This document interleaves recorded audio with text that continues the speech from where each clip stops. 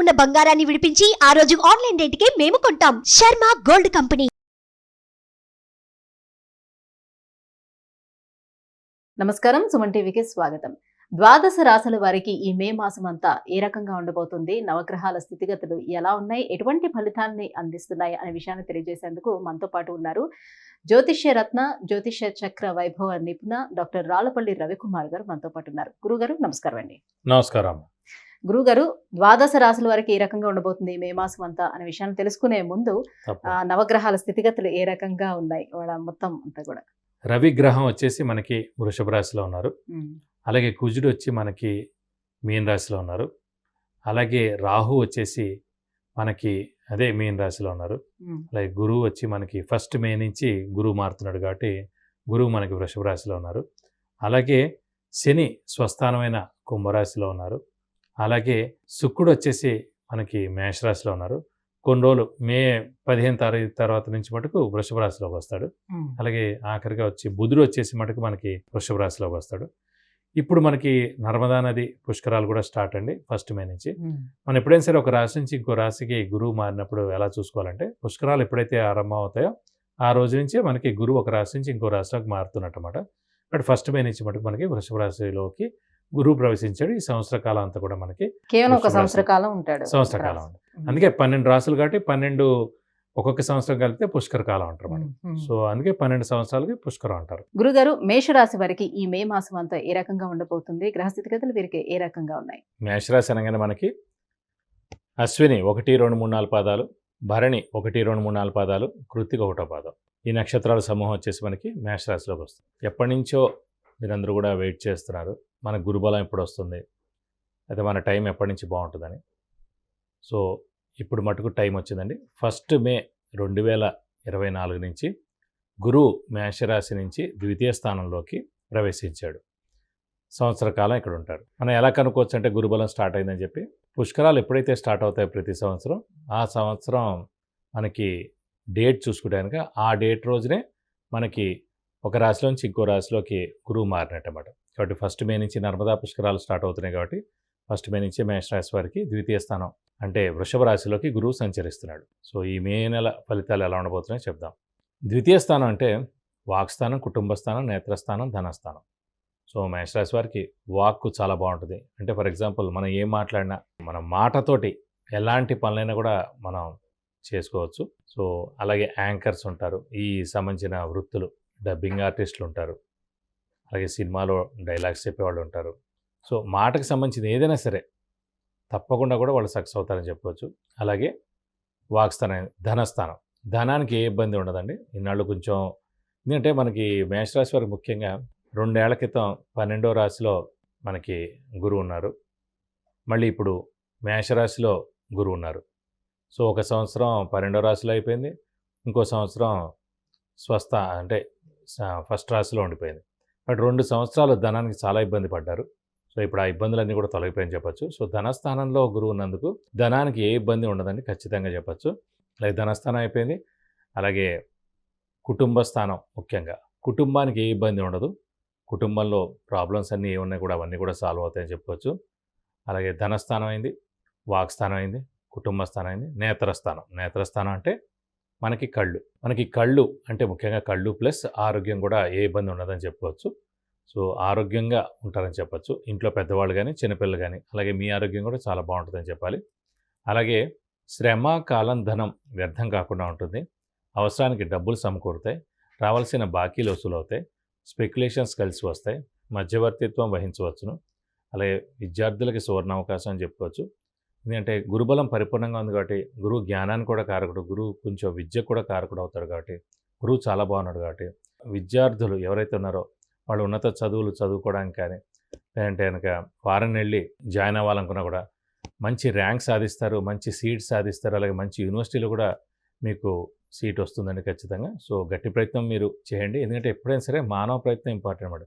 ఎప్పుడైనా hard work మనది 99% చేస్తే దానికి అదృష్టం తోడవుతుంది, అలాగే దైవబలం తోడవుతుంది, ఇవన్నీ కూడా అవుతాయి. ముఖ్యంగా మేషరాశి వారికి మటుకు దైవబలం పరిపూర్ణంగా ఉంది కాబట్టి అనుకున్న పనులని ఖచ్చితంగా నెరవేరుతాయి. ఇంకోటి మేషరాశి వారికి యోగకారకుడు, అదృష్టకారకుడు, లక్ ఫేవర్ చేసే గ్రహమే గురువు అండి. అలాంటి గురువు మనకి ప్రస్తుతం వృషభ రాశిలో ద్వితీయ స్థానంలో ఉన్నాడు కాబట్టి ఖచ్చితంగా అనుకున్న పనులన్నీ తప్పకుండా నెరవేరుతాయని చెప్పుకోవచ్చు. అలాగే ఎప్పటి నుంచో వీళ్ళు గత 2 ఏళ్ల నుంచి అంటే కొంతమంది వివాహాలు అయ్యి ఉండొచ్చు. అవి ఎందుకై అంటే గురుబలం లేకపోయినా వాళ్ళ తల్లిదండ్రులకి గురుబలం ఎవరెవరికి ఏదో రాశి వారికి గురుబలం ఉండడం వలానే వారు కన్యాదానం చేసే యోగ్యత వాళ్ళకి లభించింది కాబట్టి వివాహం అయింది. లేదంటే ఈ మేషరాశి వారికి అయితే మటుకు ఖచ్చితంగా 2 సంవత్సరాల నుంచి వివాహం గురించి వాళ్ళు ట్రై చేస్తున్నారు. కానీ కుదరడం, కొంచెం క్యాన్సిల్ అవ్వడం, మధ్యదాకా రావడం, అయినట్టే అనిపించడం, ఫైనల్ అవుతుంది అనుకోవడం, ఇవన్నీ కూడా మాటలు జరగడం, ఇవన్నీ కూడా జరుగుతున్నాయి. కానీ ఫైనల్గా వివాహం అనేది మటుకు పోస్ట్పోన్ అవుతుంది, ఆలస్యం అవుతుంది. కాబట్టి ఖచ్చితంగా అవివాహితులు ఎవరైతే ఉన్నారో వారు ఇప్పుడు గట్టి ప్రయత్నం చేయండి. ఖచ్చితంగా వివాహం కుదిరేందుకు అవకాశాలు చాలా ఎక్కువగా ఉన్నాయి. అలాగే సంతానం వాళ్ళు కూడా 2 ఏళ్ల నుంచి ట్రై చేస్తున్నారు. సంతానం నష్టం కొంతమందికి జరిగింది. అలాగే సంతానం ఆలస్యమైంది. అలాగే చాలా ఇబ్బందులు, మాటలు కూడా పడి ఉంటారు ఈ మేషరాశి వారు ఎవరైతే ఉన్నారో, మగవాళ్ళు కానీ ఆడవాళ్ళు కానీ ఎవరైనా సరే సంతానం లేనందుకు. సో ఖచ్చితంగా ఇప్పుడు సరైన సమయం, గురుబలం పరిపూర్ణంగా ఉంది కాబట్టి ఖచ్చితంగా సంతానం లేని వారి సంతానం కలుగుతుందని చెప్పుకోవచ్చు. ఎందుకంటే సంతాన కారకుడే గురువు అండి. అలాంటి గురువు మనకి ద్వితీయ స్థానంలో చాలా ఉన్నతమైన స్థానంలో ఉన్నారు కాబట్టి ఖచ్చితంగా ఈ సంవత్సరం మీకు సంతానం కలిగేందుకు అవకాశాలు ఖచ్చితంగా ఉన్నాయి. ఫస్ట్ మే నుంచి ఎలాగో గురుబలం స్టార్ట్ అవుతుంది కాబట్టి ఇప్పటి నుంచి మీరు ప్లాన్ చేసుకుంటే కనుక ఖచ్చితంగా నెక్స్ట్ ఏడాది ఏప్రిల్ మే లోపల ఖచ్చితంగా సంతానం కలిగేందుకు అవకాశాలు ఎక్కువగా ఉన్నాయి. గురుగారు, మరి విద్యార్థులకి ఈ మాసం అంతా ఎలా ఉండబోతుంది మేషరాశి వాళ్ళు? విద్యార్థులకి ఈ నెల ఎలా ఉండబోతుందంటే విద్యార్థులకి సువర్ణ అవకాశం చెప్పచ్చు. అంటే వాళ్ళు 10th రాసేవారు కానివ్వండి, ఇంటర్ ఎగ్జామ్స్ రాసిన వాళ్ళు కానివ్వండి, అలాగే ఇప్పుడు రేపొద్దున ఎంసెట్ రాసేవాళ్ళు కానీ, నీట్ ఎగ్జామ్ రాసేవాళ్ళు కానివ్వండి, అలాగే పోస్ట్ గ్రాడ్యుయేషన్ అంటే సెట్స్ ఉంటాయి కదండి, లా సెట్ కానివ్వండి, ఎంబీఏ సెట్ కానివ్వండి, ఏదైనా సరే ఎనీ సెట్స్ రాసేవాళ్ళు కానివ్వండి, వాళ్ళందరికీ కూడా గురుబలం పరిపూర్ణంగా ఉండాలి సాధారణంగా. సో గురుబలం ఉంటే కనుక ఖచ్చితంగా మనం అనుకున్న సీటు సంపాదించవచ్చు, మనకు అనుకున్న ర్యాంక్ వస్తుంది.